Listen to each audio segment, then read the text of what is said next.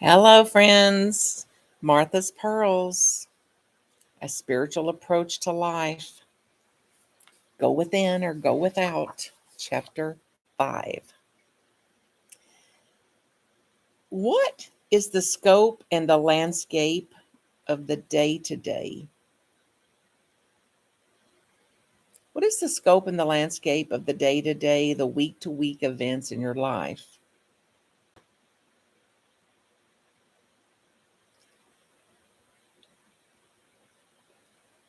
Does it seem bountiful or bleak?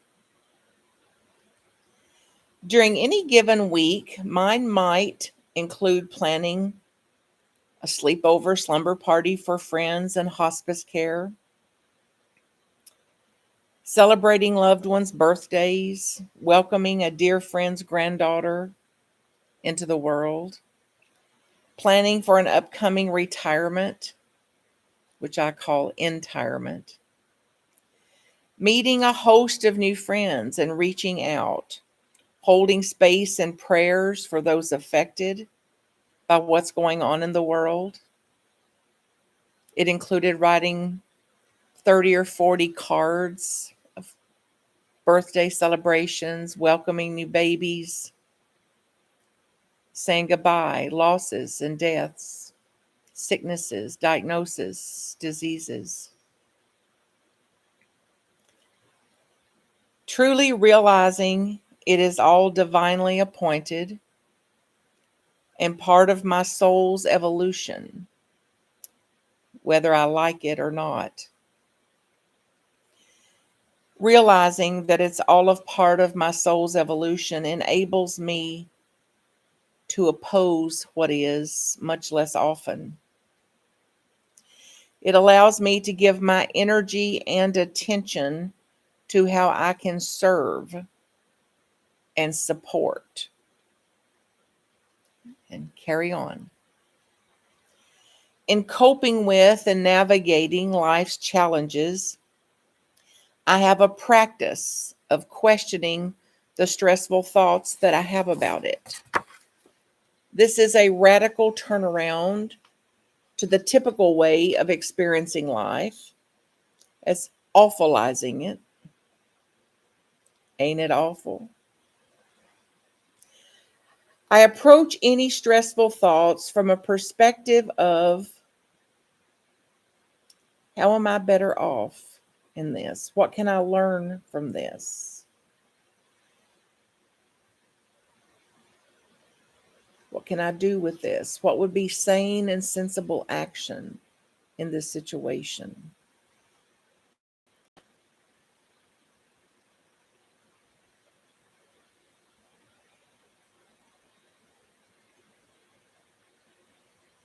And then one day, I got the call that my baby brother, Randy, had died, age 40, the love of my life. And what went through my head, the first thought was, how am I better off?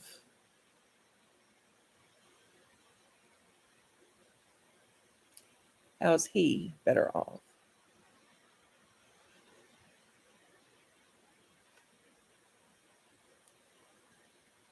How am I better off that I had breast cancer?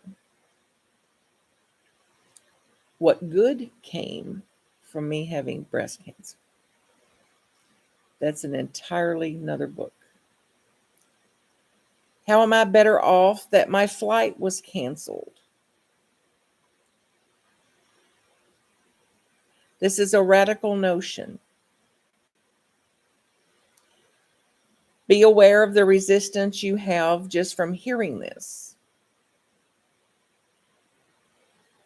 And what if it's true, whether we ever see it or not, or realize it in this dimension, that challenges actually do reveal something good? Simply questioning instead of reacting fearfully can create enough space between me and the thinking that it allows for a light to shine in on apparent darkness, on the sadness, on loneliness, resentments, and much more. I can actually begin to find and appreciate the blessings of what I have, what I've had, of what is, and to actually see some ways, even though it's a stretch at times, of how I'm actually better off. One thing I know for sure is that reality is kinder than my stressful, made up, interpreted, righteous, indignant, opposing thoughts about it.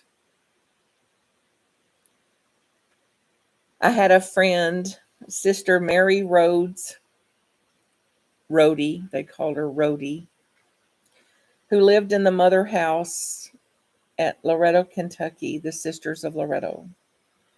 When Rhodey retired at around age 86,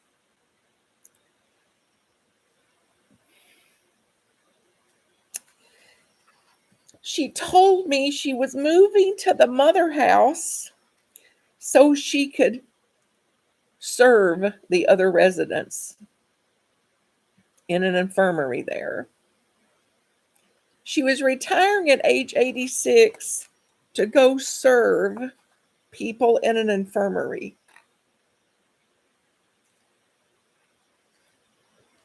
I met Rhodey when I first moved to Louisville, Kentucky, and that's been a long time ago. And she and I lived in the same apartment building. I was awed and inspired by her from the first time we met. Rhodey was fearless. She told me once that she had been hit by a car while crossing the slippery winter frozen street on her way to work at age 83. I reminded her that I could drive her to work in the winter when it's frozen over or when it's dark, for example. Rhodey seemed as shocked by my comment as if I had hit her with a stun gun. She quickly and clearly replied, "Drive me to work? I'm only 83. I can walk to work." Rhodey had more awards for volunteer service than I have ever seen. And I know some really, really high level volunteer hours. And the truth is, I have no idea the full extent of her service. I know it included more than 50 years of teaching and thousands of hours of volunteering. In addition to being fearless, Rhodey was brilliant, funny, expressive, inquisitive, a student, generous, spunky, and a shining example of stewardship and of devotional living. She experienced several broken bones, health challenges, and various problems during her retirement at age 86. And the very week that she moved down there to the Mother House to work to serve those in the infirmary, she tripped over a cord in the hallway and broke her shoulder. So she ended up a patient in the infirmary instead of what she had planned. During her late 90s, Rhodey experienced Alzheimer's. And even during that, was still a way shower for living. On one visit with her, Rhodey asked me who I was. She asked with strength and courage, not a glimpse of shame or blame or guilt. I was profoundly struck by how this so-called disease could not take her essence. After I told her who I was and how we met, she quickly went into telling me my favorite story about her mother, the postmistress of Loretto, Kentucky. She had a picture of her on the wall. During our visit, I gave her a gift plaque for her room that said, "Never, never give up." Her eyes lit up like crystals, her smile aglow, and her exuberant spirit uplifted. She began repeating the statement out loud. She read it out loud over and over with glee and joy. Never, never give up. Never, never give up. Never, never give up. Never, never give up. She then naturally began to pass it around for all the other residents to see and enjoy and share. That was her way of gifting everybody. Reality. The gift was obviously for me. The gift giving was actually for me. As I watched her eyes come to life and her essence radiate as joy, there was no disease or dis-ease in that moment. Perfection, presence. What is going on in your life that could easily cause you to give up on your dreams or your loved ones, your friends, your careers, relationships, the economy, the health, or world peace? Who would you be in exactly these same situations, simply not calling it a problem or making it wrong? What if you simply do what you can do? Change what you can change.